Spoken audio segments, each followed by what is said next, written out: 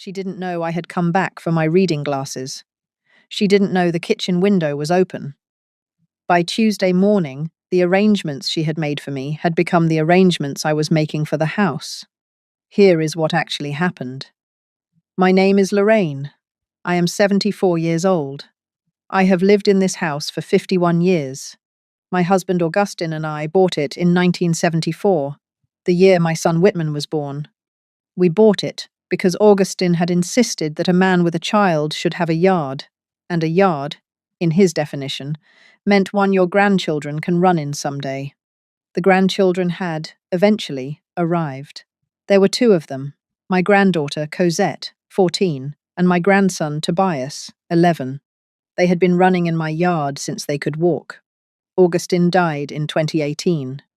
He had been gone 6 years and 4 months on the Friday afternoon. I am about to describe.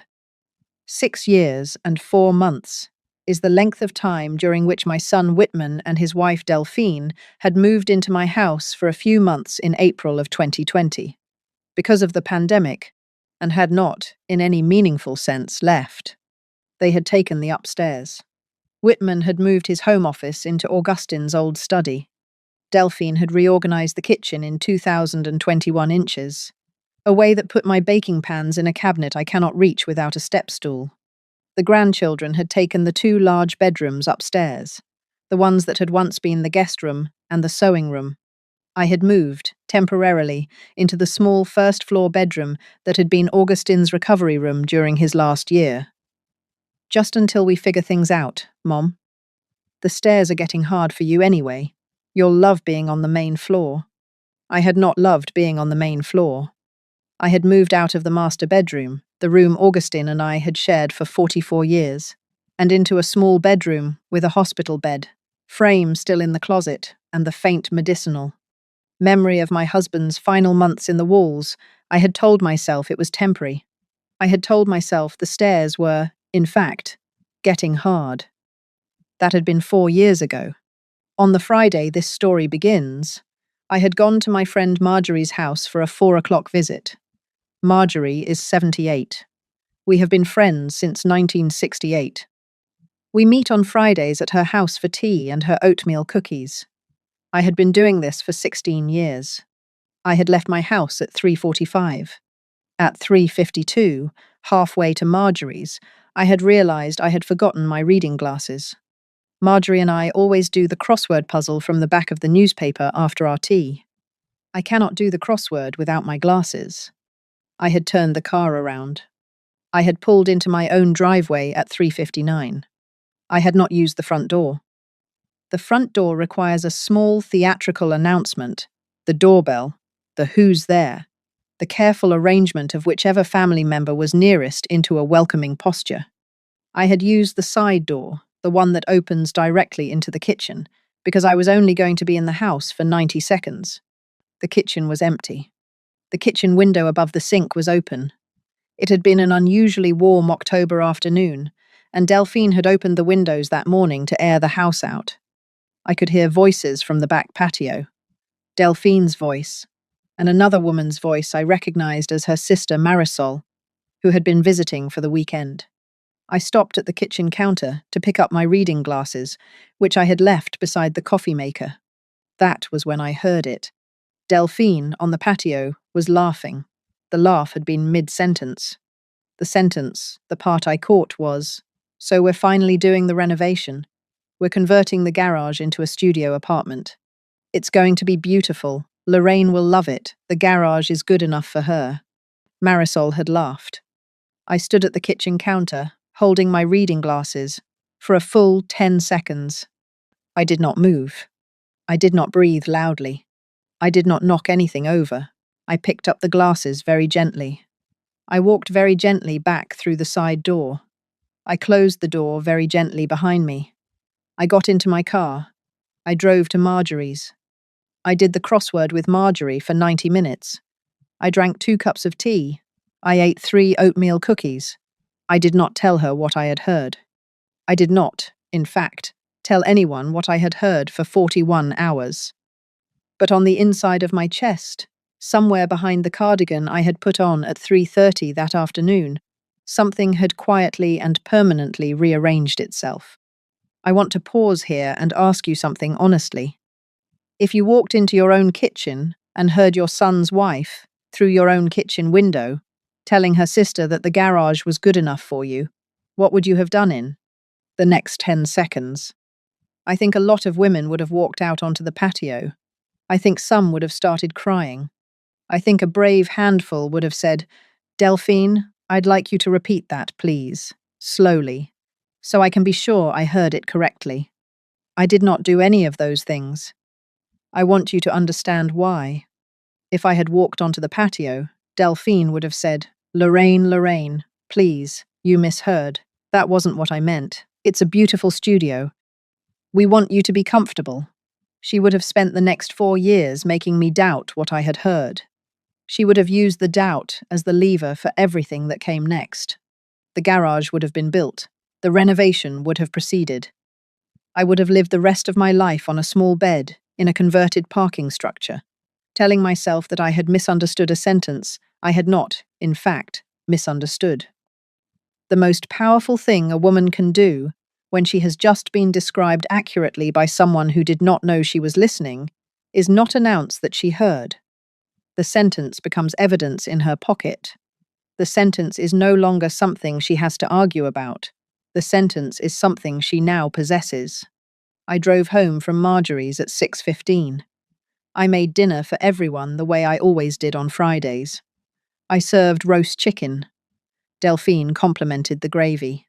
Whitman asked me about my afternoon. I said it had been lovely. Cosette showed me a drawing she had done at school. Tobias asked if he could have seconds of the potatoes. I smiled. I ate my own dinner. I went to my small first-floor bedroom at 9 o'clock, and I closed the door, and I sat on the edge of the bed for a long time. Then I picked up my phone. I did not call my lawyer that night. I called her on Sunday morning. I want to tell you why. I needed 41 hours to make sure that what I had heard was, in fact, what I had heard, and that the response I was about to make was, in fact, the response I wanted to make. I did not want to call a lawyer in a rage. I wanted to call a lawyer with the slow, careful clarity of a woman who has decided, after thinking it through twice, that she will not be living in a garage. I went to bed Friday night. I went to church Saturday morning. I had lunch with Marjorie on Saturday afternoon, still without telling her. I came home Saturday evening. I cooked dinner. I went to bed. Sunday morning, at 9:47, I called Cordelia. Cordelia had drafted my will after Augustine died. She had been waiting, I now understood, for 6 years and 4 months. Lorraine. Cordelia. I am calling on a Sunday morning, which I have not done in our entire professional relationship. I want you to know that before I tell you why. Lorraine, tell me. I told her. The kitchen, the window, the patio, the sentence. When I had finished, Cordelia was quiet for a long moment.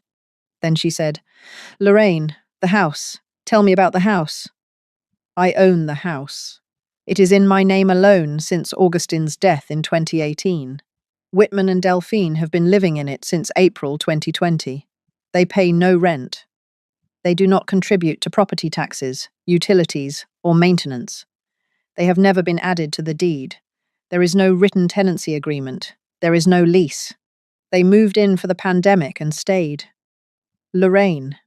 In our state, that is what we call a tenancy at sufferance. It is the weakest possible legal claim a person can have on a property. It can be terminated with 30 days written notice. After the 30 days, if they have not vacated, you can file for unlawful detainer, which is the formal eviction process.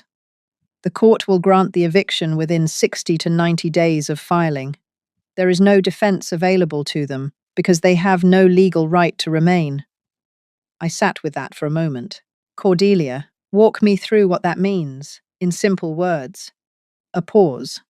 The kind of pause a good lawyer takes before she stops being a lawyer for a moment and becomes a friend. Lorraine.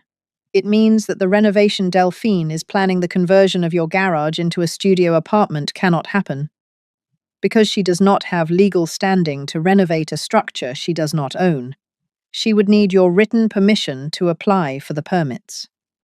If she has not yet asked for that permission, and from what you have described, she has not, then the renovation is still in the planning phase. You can stop it before it begins. You can also remove her from the house entirely. 30 days notice. You will be living alone in your own home by mid-November. Mid-November. Mid-November, Lorraine. Today is October 6th. 30 days takes us to November 5th. If you serve the notice tomorrow morning, by certified mail, they will have until November 5th to vacate. If they have not vacated by then, we file unlawful detainer on November 6th. The eviction will be final by early January. I closed my eyes. Cordelia. Yes. Augustine asked you about this, didn't he? A longer pause.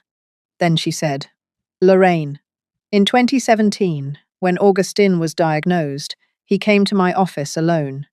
He had not yet told you he was sick. He sat in my office for 3 hours. He asked me to draft documents that would protect you from a specific kind of future. He said, and I am quoting because I wrote it down, Cordelia, my son's wife is going to try to take care of Lorraine, in the way that women like her take care of mothers-in-law. I would like Lorraine to have the option of being taken care of by herself instead. I held the phone tighter. He said that. He said that. He did not predict the garage. He did not predict the studio apartment. He did not predict the kitchen window or the sentence on the patio. He simply worried that was the word he used. Worried that Delphine, when she had the opportunity, would convert your dignity into something she could manage. He gave me a folder of instructions for what to do when you called. The instructions have been in my office safe since 2017. What is in the folder? 3 things. The 30-day notice, already drafted, with your name and the property address and the recipient's names left blank for me to fill in. A revised will, which restructures Whitman's inheritance into a subtrust contingent on his behavior toward you in the final years of your life. And a letter from Augustine to you, sealed, to be delivered on the day you called. I sat very still on the edge of my bed. Cordelia. Yes. He wrote a letter in 2017. He did, Lorraine. I will bring it to your house this afternoon. Will you be home at 3? I will be home at 3. We hung up. I sat in my small first-floor bedroom for a long time after the call ended. I want to be honest about something. I almost called Cordelia back twice, between 9:53 and 9:58 that Sunday morning. Twice, I picked up the phone and started to dial. Twice, I put it down. I almost called her back, because the thing I was about to do was permanent, and the thing I was about to do would change the shape of my Christmas, and the next Christmas, and probably every Christmas for the rest of my life. Cosette was 14, Tobias was 11. They had been living in my house for 4.5 years. They thought of my upstairs as their upstairs. They did not know that their mother had described the garage as good enough for their grandmother. They were going to be told something, by someone, in the next 30 days, and whatever they were told, they were going to remember it. I sat with that for a long time. Then I thought about the studio apartment. I thought about the contractors arriving. I thought about the drywall going up. I thought about the small bed Delphine had probably already picked out from a catalogue, in beige, with a hospital-adjacent headboard that would look nothing like the 4-poster Augustine, and I had picked out at an estate sale in 1976. I thought about the small kitchenette that would not have room for the standing mixer my mother had given me in 1971. I thought about the small bathroom with a grab bar in the shower and a non-slip mat on the floor. I thought about the way Delphine would tour her sister through the finished apartment a year later and say, "And this is where Lorraine lives. We wanted her to have her own space." I picked up the phone. I did not call Cordelia back to stop her. I called her back to add one thing. Cordelia, I forgot to mention, the grandchildren, Cosette and Tobias. They are not to be punished in the will revision. Whatever you and Augustine drafted in 2017 about Whitman's inheritance, keep it in place. but create a separate subtrust for each grandchild, untouchable by their parents, accessible at age 25. Equal shares. Trusteeship to your firm. They are children. They did not arrange the garage. They should inherit from their grandparents the way grandchildren are supposed to inherit. Lorraine. Yes. That is precisely what Augustine asked me to draft in 2017. The grandchildren's subtrusts have been ready since you signed your will. They have been waiting for your activation. I will bring those documents this afternoon as well. Of course they have. Lorraine, Augustine loved you very carefully. Cordelia, I am beginning to understand the architecture of that carefulness for the first time in 6 years. She arrived at 3 o'clock. She brought a small leather portfolio.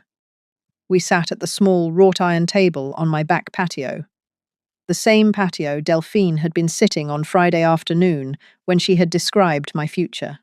Whitman, Delphine, Cosette, and Tobias had gone to Delphine's mother's house for Sunday brunch. They would not be home until 5. Cordelia opened the portfolio. She handed me Augustine's letter first. I held it in my hands for a moment before I opened it. The envelope was cream-colored, sealed with wax. Augustine's handwriting on the front. Lorraine, when you are ready. I broke the seal. Lorraine, if you are reading this, something has happened that you do not want to live with anymore. I am sorry I am not there to help you decide what it is. I am writing this in the spring of 2017. I have just been to Cordelia's office. I have spent 3 hours arranging the legal architecture of a future I hope you will never need to use. Let me tell you why I have done it. Whitman married a woman who treats kindness like a managerial decision. I have watched her, for 10 years now, manage the people around her by deciding what they need, and then providing that thing slightly less than they actually need. Slightly less than they would have asked for, framed as generosity. I have seen her do it with her own mother. I have seen her do it with the neighbors. I have seen her do it, in small ways, with you. I do not know what she will do with you when I am gone. I worry. That is all. I am a husband who worries. I have asked Cordelia to draft documents that will give you the option of saying no without having to fight for the option. The 30-day notice. The revised will. The grandchildren's subtrusts. They are sitting in her safe. They are not weapons. They are doors. Open whichever ones you need. Leave the others closed. Lorraine, the house is yours. The yard is yours. The bedroom we shared for 44 years is yours.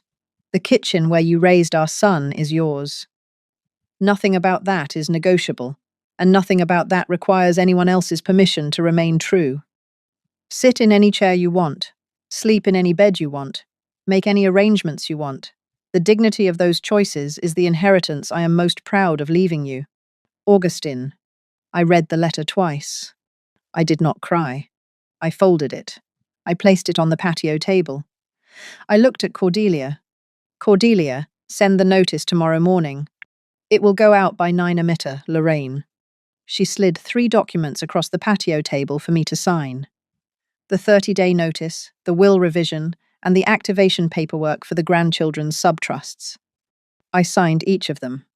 The notary, a young woman Cordelia had brought with her, who had been waiting in Cordelia's car, came inside, stamped each document, and left.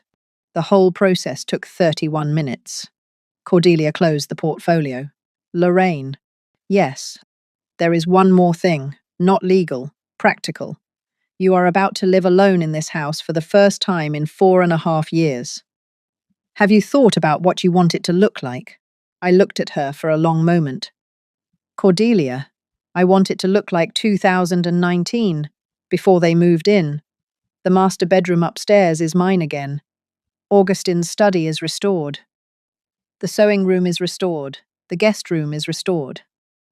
The small first-floor bedroom becomes what it was, a small guest room with a daybed, and the standing mixer, and the boxes of fabric I have been meaning to organize.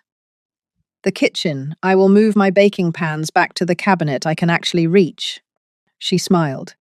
Lorraine, I will arrange the movers. I have a service I have used for 30 years. They specialize in helping older women reclaim their own houses after family transitions. They are very gentle.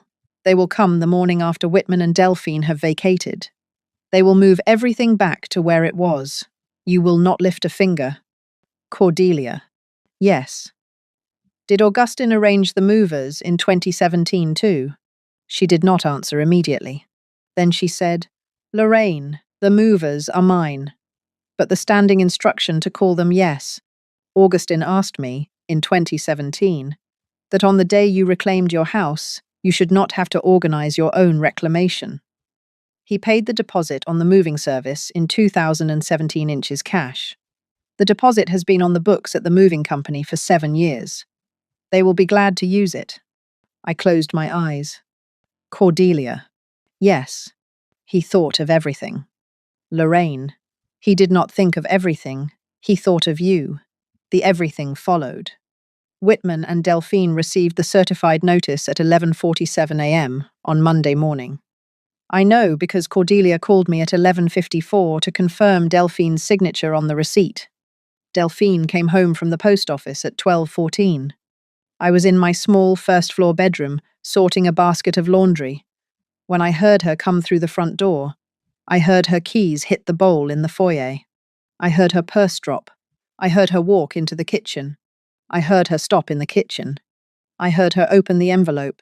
There was a silence that lasted, I would estimate, 28 seconds.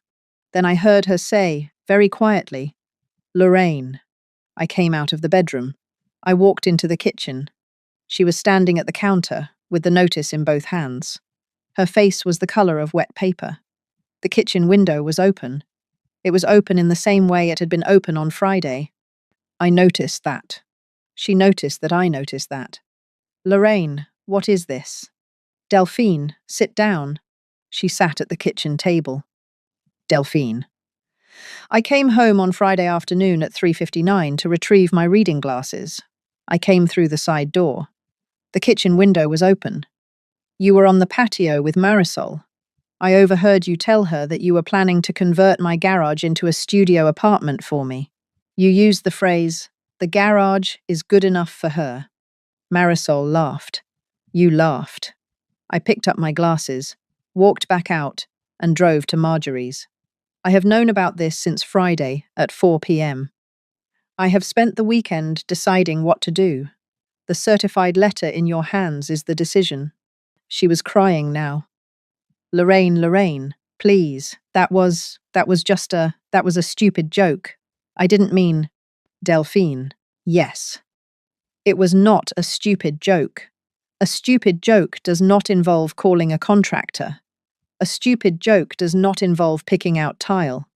I have not yet checked your email or your texts, because I do not have access to them, but I would bet a significant amount of money that if I did, I would find at least 3 message threads, with contractors, designers, or your sister discussing the garage renovation in concrete planning detail.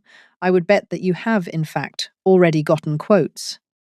I would bet that you have, in fact, already started selecting fixtures. Tell me whether that bet would win. She did not answer. I let the silence sit.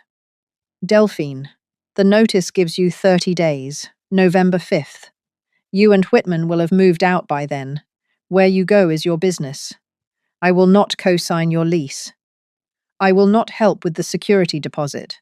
You and Whitman are 48 years old and have been living rent-free in my house for 4.5 years. You are an accountant. He is a senior software architect. You will manage. Lorraine, the children. Delphine. Yes. I am not finished. The children, Cosette and Tobias. They are welcome at my house every other Saturday for the rest of my life, beginning the 2nd Saturday after you move out. I will pick them up. I will return them. The arrangement is between the children and me. If you attempt to interfere, Cordelia will send you a letter explaining the legal mechanism by which a 14-year-old in California can express a grandparent visitation preference. Cosette will express it. She asked me last Christmas whether her grandfather had played the piano. She has been hungry for him for 6 years. She is not going to lose me too. She was sobbing. Lorraine, I am so sorry. Delphine. Yes. I know you are sorry now. You were not sorry Friday afternoon at 4 p.m. The sorry that arrives only after the certified letter is the sorry of being caught. I am not interested in it. I am interested in November 5th. Pack carefully. Take what is yours. Leave what is mine. There is a small 4-poster bed upstairs in the master bedroom that I would like to sleep in again. Try not to scratch it on your way out. I left the kitchen. I went into my small first-floor bedroom. I closed the door. I sat on the edge of the bed. I did not cry. I had stopped crying about Delphine sometime around the second cup of tea at Marjorie's on Friday afternoon. The movers arrived on November 6th at 9 am. Whitman and Delphine had moved out at 4 p.m. the previous afternoon. The grandchildren had hugged me at the door before they left. Cosette had cried. Tobias had pressed his small face into my cardigan for a full minute without speaking. I had told them both. Second Saturday in November. Front door. 3 p.m. I will pick you up if your parents say it is all right. If they say it is not all right, Cordelia and I will discuss with them what all right means. You will see me, I promise. The movers were 2 men in their 50s. They were not chatty. They moved Augustine's reading chair back into the living room. They moved his desk back into his study. They moved my 4-poster bed back into the master bedroom upstairs and put fresh linens on it that I had selected the day before. They moved the standing mixer back into the kitchen. They moved my baking pans into the cabinet I can reach. They finished at 4:38 p.m. The older one, his name was Esteban, paused at the front door before he left. Mrs. Halloran. Yes, Esteban. Your husband paid the deposit on this move in May of 2017. We have been holding it for 7 years and 6 months. I want you to know that I personally have been keeping the file. I worked with your husband, briefly, when he came in to arrange the deposit. He told me, at the time, and I am sure I am remembering correctly, because it was unusual, Esteban, when this move happens, you are going to walk into a house where a woman has just reclaimed her own bedroom. I want you to do it gently. I want you to ask her where each piece belongs. I want you to treat the move the way you would treat a move for your own mother if your mother had ever had to do this. I closed my eyes. Esteban. Yes, Mrs. Halloran. My husband was a chemistry teacher. I am not certain how he met all the people he met. Mrs. Halloran. Your husband was a good listener. People remembered him. He shook my hand. He left. That night, I slept in my own bed for the first time in 4.5 years. The 4-poster was the same 4-poster, Augustine, and I had picked out at the estate sale in 1976. The mattress was newer. I had bought a new one in 2019, but the frame was the original. The wood was warm. The pillows were on the side I had always slept on. The bedside table held the small ceramic lamp my mother had given me as a wedding gift in 1971, and which Delphine had moved to the upstairs hallway in 2021 because she thought it looked dated. It looked exactly as dated as it was supposed to look. I sat on the edge of the bed in my nightgown for a long time before I lay down. I looked around the room. I looked at the closet where Augustine's clothes had hung until 2018 and had been removed by Delphine in 2020 to give Whitman more storage. I looked at the small writing desk by the window where I had written letters to my mother every Sunday for 20 years until she died in 1989. Then I lay down. I wrote one line in the small notebook I had started keeping the morning after the kitchen window. She said the garage was good enough for me.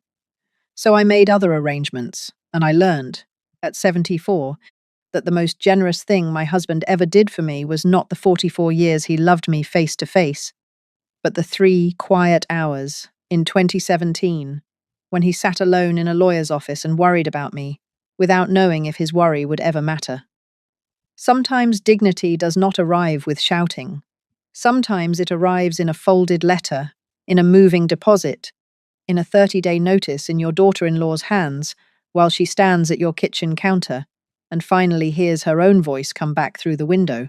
She opened that morning. Then I closed the notebook, and I drank what was left of my tea, and I slept the way a woman sleeps when she has finally returned to her own bed in her own room, in the house she bought in 1974, with the only man who ever understood that taking care of her and managing her are not the same word.